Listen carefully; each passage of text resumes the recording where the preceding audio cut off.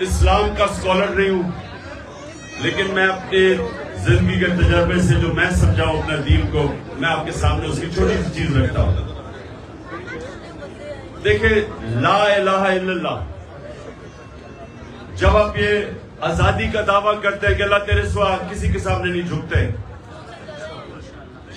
ایک شعر ہے کہ ایک سجدہ جس کو تو گراں سمجھتا ہے دیتا ہے ہزاروں سجدوں سے نجات، کہ ایک سجدہ جس کو انسان مشکل سمجھتا ہے وہ ہزاروں لوگوں کے سامنے سجدے کرنے سے انسان کو آزاد کر دیتا ہے۔ تو جو اندرونی آزادی ہے وہ لا الہ الا اللہ دیتا ہے، جو معاشرے کی آزادی ہے وہ انصاف دیتا ہے۔ اور جب ایک انسان اندر سے بھی آزاد ہو جائے اور اس کو انصاف معاشرے کو بھی آزاد کر دے تو وہ پھر وہ انقلاب آتا ہے جو مدینہ کی ریاست میں میرے نبی صلی اللہ علیہ وسلم لے کے آئے۔ دنیا کی تاریخ میں کبھی ایسا بڑا انقلاب نہیں آیا۔ یہ میں اب تاریخ کا آپ کو بتا رہا ہوں، تاریخ کا میں طالب علم ہوں۔ 625 جنگ بدر، 313 لوگ، 11 سال کے بعد 636، جو اس وقت کی سپر پاور تھی بیزنٹائن ایمپائر، جس کو رومن ایمپائر بھی کہتے ہیں، 636 میں 11 سال کے بعد رومن ایمپائر جس کی فوج 1 لاکھ تھی، خالد بن ولید کی جنرل شپ کے اندر 11 سال کے بعد یارموک میں وہ گھٹنے ٹیک دیتی ہے۔ یہ تاریخ کا حصہ ہے۔ ابھی کوئی 9 منٹ رہ گئے، آپ نے غور سے سنیے کیونکہ میرا کام ہے آپ سب کی تربیت کرنا۔ یہ تاریخ کا حصہ ہے کہ یہ جو میں آپ کو لا الہ الا اللہ کی پاور بتا رہا ہوں، جو ہم سارا وقت کلمہ پڑھتے اور سمجھتے نہیں ہیں، کیونکہ ہم آزاد ہی نہیں ہوتے کلمہ پڑھ کے، اس کا مطلب کلمہ اندر نہیں ہمارے گیا۔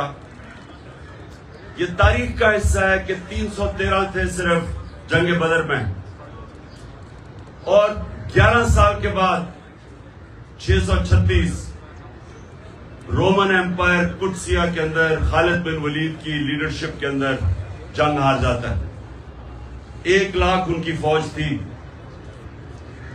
اور اس سے اگلے سال جو دوسری سپر پاور تھی وہ قدسیہ میں 637 میں جنگ ہار جاتی ہے۔ 2 سپر پاورز 12 سال کے اندر مسلمانوں کے سامنے گھٹنے ٹیک دیتی ہے۔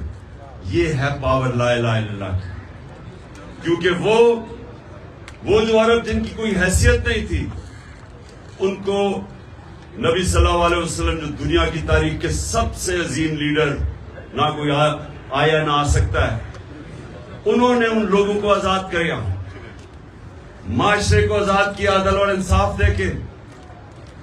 جب انصاف ہوتا ہے تو انسان برابر ہو جاتے ہیں، یعنی جب ایک کمزور آدمی کو انصاف کا نظام اس کی حفاظت کرتا ہے طاقتور کے مقابلے میں، وہ آزاد ہو جاتا ہے۔ اور آزاد لوگ ہی اپنی آزادی کے لیے کھڑے ہوتے ہیں۔ غلام لوگ آزادی کی جنگ نہیں لڑتے۔ جو افغانستان اور یہ جو اوپر ہمارا قبائلی علاقہ، یہ سارا جو علاقہ تھا، جو بھی فتح کرنے آتا تھا ہندوستان، وہ جب افغانستان سے نکلتا تھا اور یہ جو ہمارا قبائلی علاقے سے نکلتا تھا، جدھر آپ یا ہنگو وغیرہ کے لوگ بیٹھے ہوئے، خیبر، ادھر سے جب نکلتا تھا تو وہ سیدھا جاتا تھا دلی پانی پت میں۔ ایک جنگ ہوتی تھی، بیچ میں کوئی لڑتا نہیں تھا، ان کو کوئی روکتا نہیں تھا، اور جو جنگ جیتتا تھا اس کا وہ حکمران بن جاتا تھا۔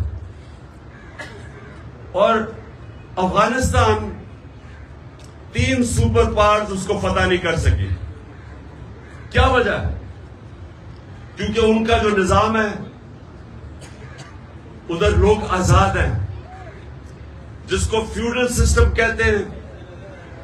फ्यूडल सिस्टम के ऊपर जो ताकतवर बैठा हुआ है, उसके नीचे लोग गुलामी करते हैं। तो हिंदुस्तान में क्यों नहीं कोई लड़ता था? क्योंकि वो पहले गुलाम थे। क्यों कबायली इलाके में 80 साल अंग्रेज के खिलाफ क्यों लड़ते रहे वो? क्योंकि वो आजाद लोग थे। आजाद लोग अपनी आजादी के लिए लड़ते हैं। अफगानिस्तान में क्यों किसी सुपर पावर की गुलामी नहीं कबूल की? क्योंकि लोग आजाद हैं। तो हमारा इस वक्त पाकिस्तान में जो जंग है वो आजादी की है, हकीकी आजादी की। आजादी आती है इंसाफ से। जब क्यों कबायली इलाके के अंदर और अफगानिस्तान में क्यों लोग आजाद थे? क्योंकि उनका जो जरगा सिस्टम था वो लोगों को इंसाफ देता था।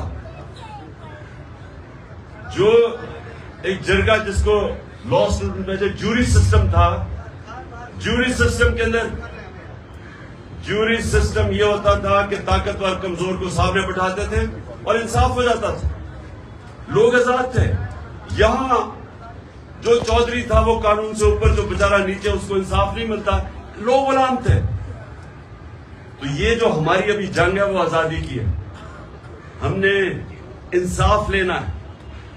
ये जो हकीकी आजादी है ये आजादी की जंग है, और इसके लिए सारी कौम को तैयार होना चाहिए। क्योंकि आपके सामने चोरों के टोलों को ऊपर बैठा दिया है, सहूलत का